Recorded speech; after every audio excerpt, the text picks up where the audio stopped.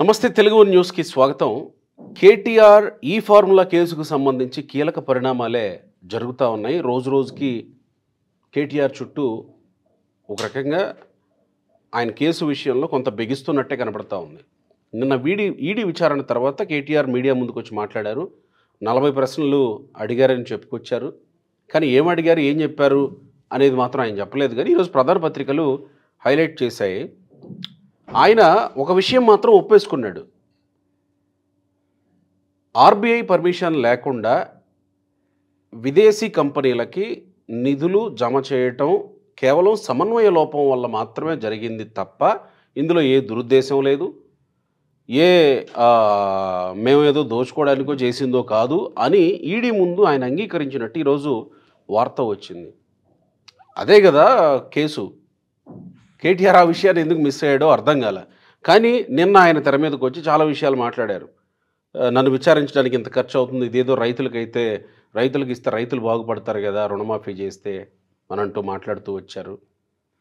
కేటీఆర్ నిన్న రేవంత్ రెడ్డికి సవాలు విసిరారు.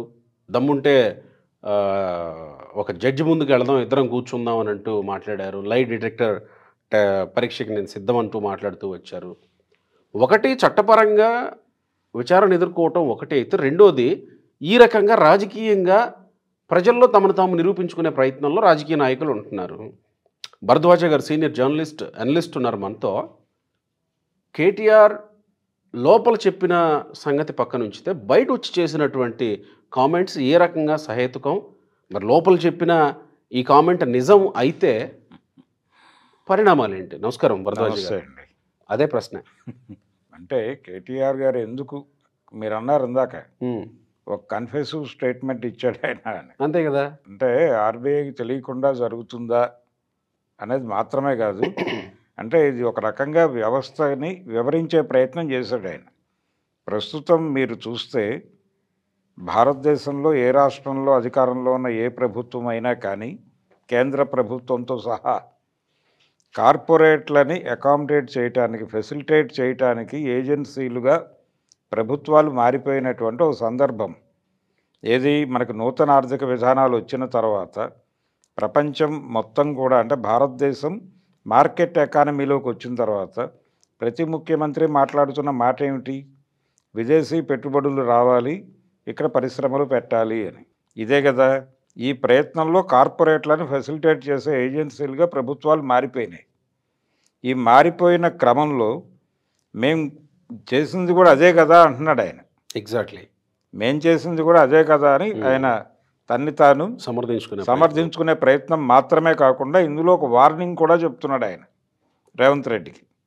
మీరు అదే చేస్తారు, మీరు కూడా అదే చేస్తారు అనివార్యంగా. ఇది నేరం అయితే రేపు మేము అధికారంలోకి వచ్చినప్పుడు కూడా మేము మిమ్మల్ని కార్నర్ చేయడానికి 100 దొరుకుతాయి.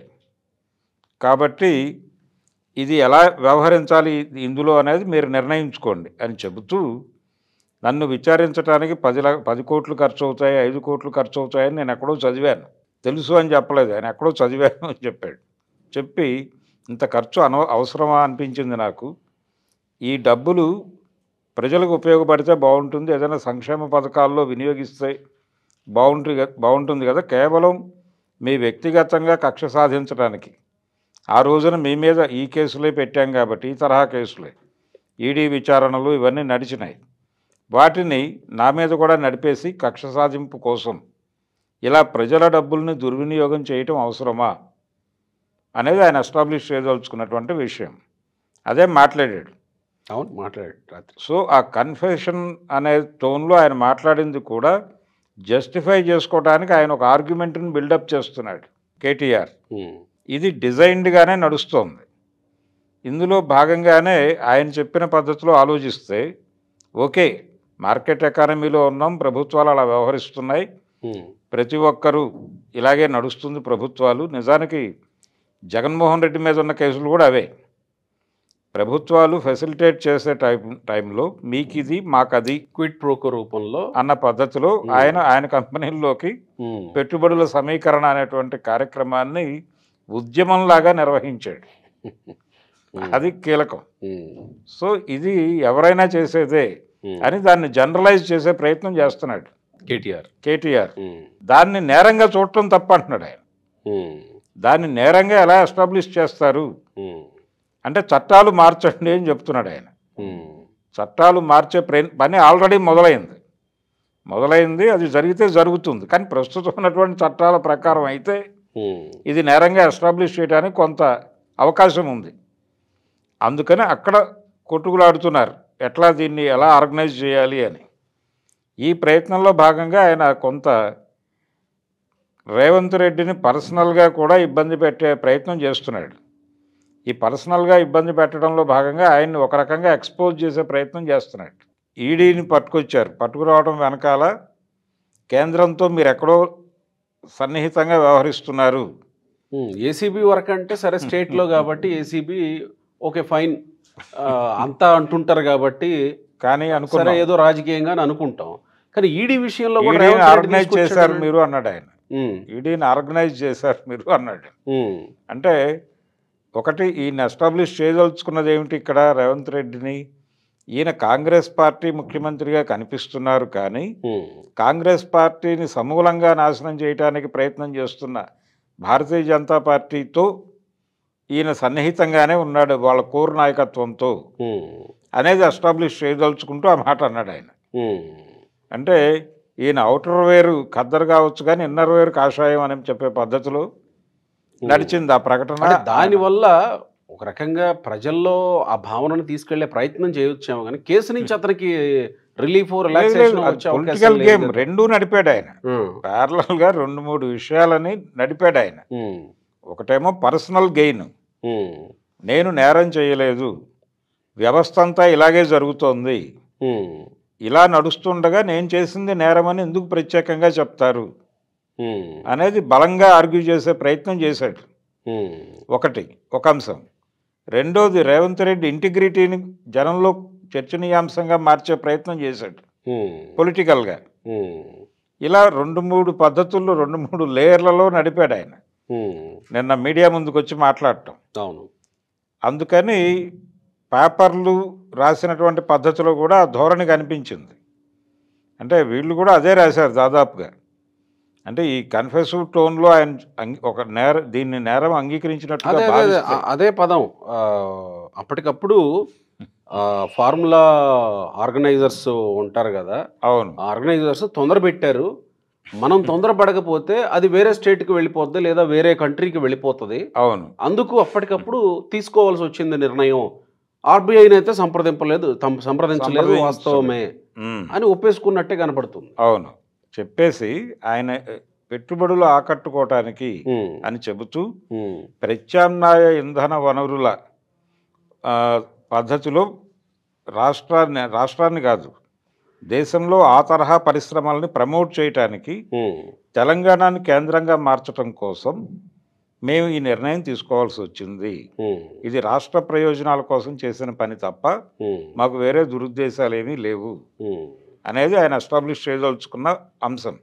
కానీ వాస్తవంగా కొంచెం డిగ్ చేసి చూసినప్పుడు ఎట్లా అనిపిస్తుంది మీకు ఈ విషయం? అంటే కేటీఆర్ గతంలో ఏమవుతుంది జైలుకి పోతే నేను అక్కడ ఏదో ఎక్సర్సైజ్ చేసుకుంటానో లేకపోతే వాకింగ్ చేస్తాను ఏదో ఇవన్నీ రకరకాల ఇవన్నీ మాట్లాడుతారు కదా, ఇది ఒక లొట్ట పీసు కేసు అని మాట్లాడుతారు. తను చాలా గంభీరంగా మాట్లాడుతున్నాడు కానీ ఇంటర్నల్గా ఆయనకుండే ఆందోళనలు ఆయనకున్నాయి కానీ పైకి గంభీరంగా మాట్లాడటం కోసం ఇవన్నీ చెప్తున్నాడు ఆయన. అయితే ఇంకో మాట కూడా చెప్పాడు ఆయన, దాదాపు $82 మిలియన్ లబ్ధి చేకూరిందని ఒక నీల్సన్ అనేటువంటి సంస్థ ఇచ్చిన ఒక నివేదిక ఇచ్చింది, అది కూడా మీకు సమర్పిస్తున్నానని వారికి ఇచ్చి వచ్చాను అని చెప్పాడు ఆయన. ఇచ్చి ఉండొచ్చు, ఇది విచారణ నడుస్తుంది. అయితే ఈ 10 కోట్ల ఖర్చు ఈ 5 కోట్ల ఖర్చు గురించి మాట్లాడటం కూడా వ్యూహాత్మకమే.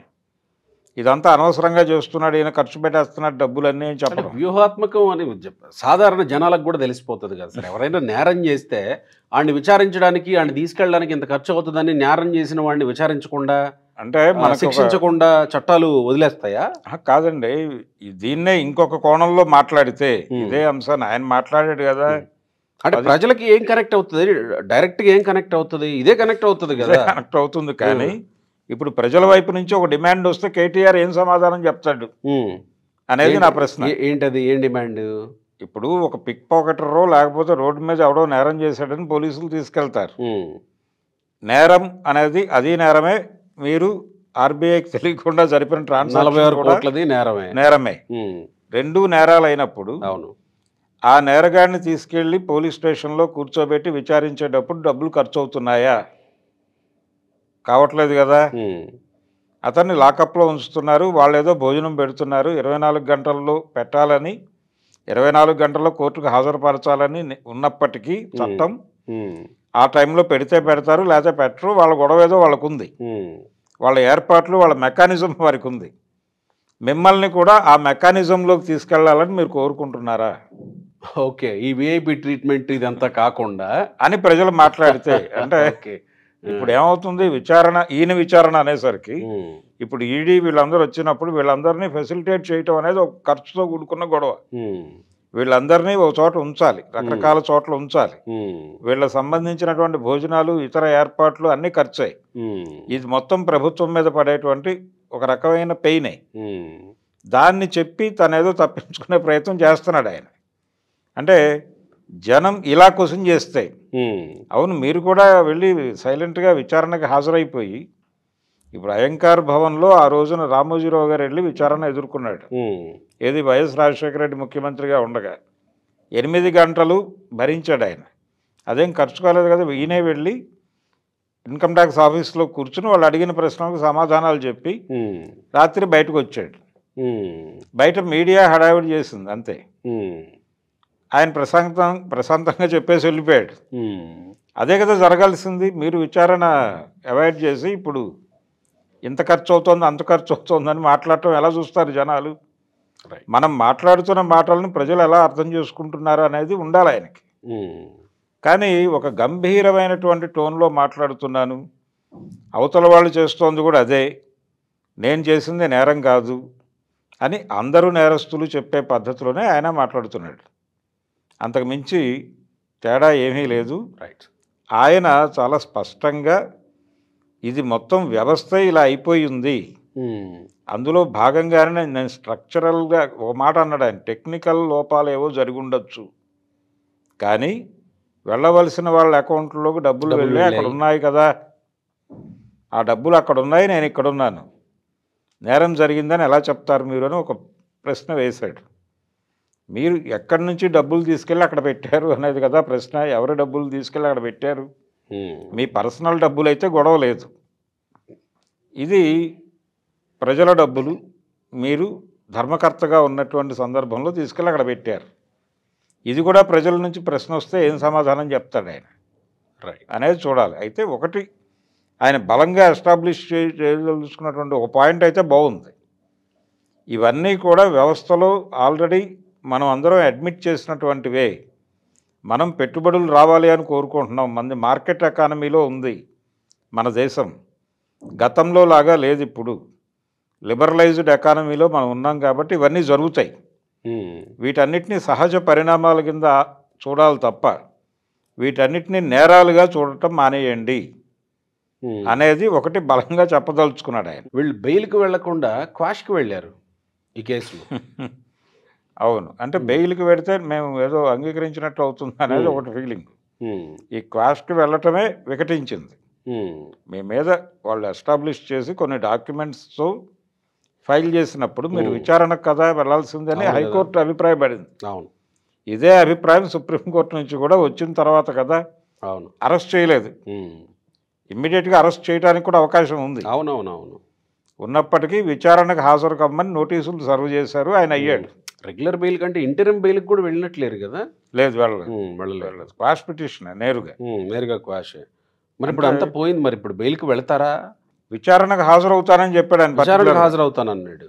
ఇప్పుడు అక్కడ కేసులో వాళ్ళ జైల్లో ఎందుకు పెడతారు ఒక వ్యక్తిని?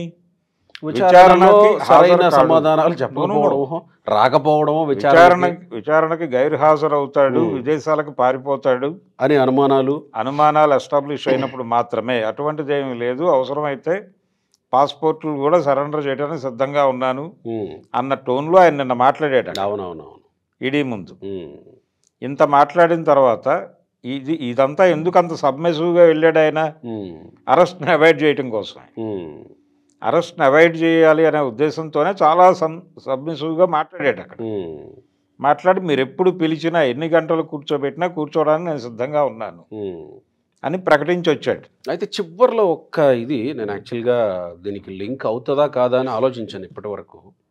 కవితకు బెయిల్ రావడం విషయంలో కొంత చర్చ జరిగింది. అవును, కేంద్ర ప్రభుత్వ పాత్ర గురించి, ప్రత్యేకంగా బీజేపీ పాత్ర గురించి. మరి రేపు కేటీఆర్ అరెస్ట్ అవ్వబోతుంటే, ఒకవేళ ఆ దిశగా వెళుతుంటే, ఈడీ కానీ రాష్ట్ర ప్రభుత్వంలో ఉన్న ఏసీబీ కానీ ఆ దిశగా వెళుతుంటే, మరి ఇక్కడ ఏమన్నా ప్రొటెక్షన్ వ్యూహాలు ఏమి ఉండవా? ఒకవేళ అది నిజమైతే, కవిత విషయంలో అది నిజమైతే కేటీఆర్ విషయంలో ఎలా జరగకూడదు కదా? ఎందుకు జరగకూడదు? ఇప్పుడు ఆ రోజున కూడా ఒక ఆర్గ్యుమెంట్ బిల్డ్ చేసుకుని మాట్లాడారు వీళ్ళు. ఏది కేటీఆర్ చాలామంది బీఆర్ఎస్ నాయకులు మాట్లాడిన మాట ఏంటి? అది పాలసీ మ్యాటరు.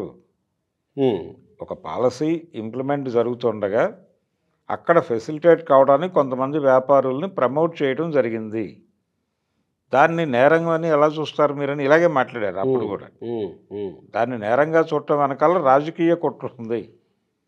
అది బీఆర్ఎస్ని కంట్రోల్లో తీసుకోవడానికి చేస్తున్న ప్రయత్నంగా కూడా మాట్లాడారు.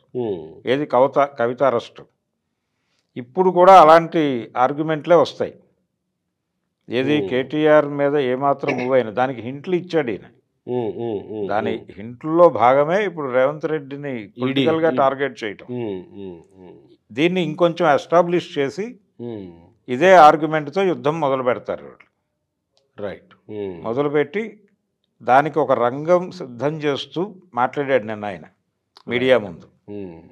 అదే జరుగుతుంది, అదే ధోరణిలో వెళ్తారు. విచారణలో ఏం తేలుస్తారో, ఏ అరెస్ట్ అవుతారా కాదా అనేది మాత్రం అది వాళ్ళ దీని మీద ఆధారపడి. అరెస్ట్ చేయదలుచుకుంటే ముందే చేసి ఉండాలి, చేసి విచారించాలి. ఆల్రెడీ హెచ్ఎండి అధికారులు వీళ్ళకి సంబంధించి కూడా విచారణ కొనసాగుతుంది కదా. అవును, వాళ్ళు సుప్రీంకోర్టు ఎప్పుడైతే రిజెక్ట్ చేసిందో ఇమ్మీడియట్గా అరెస్ట్ అనేది అందరూ ఊహించినటువంటి విషయం.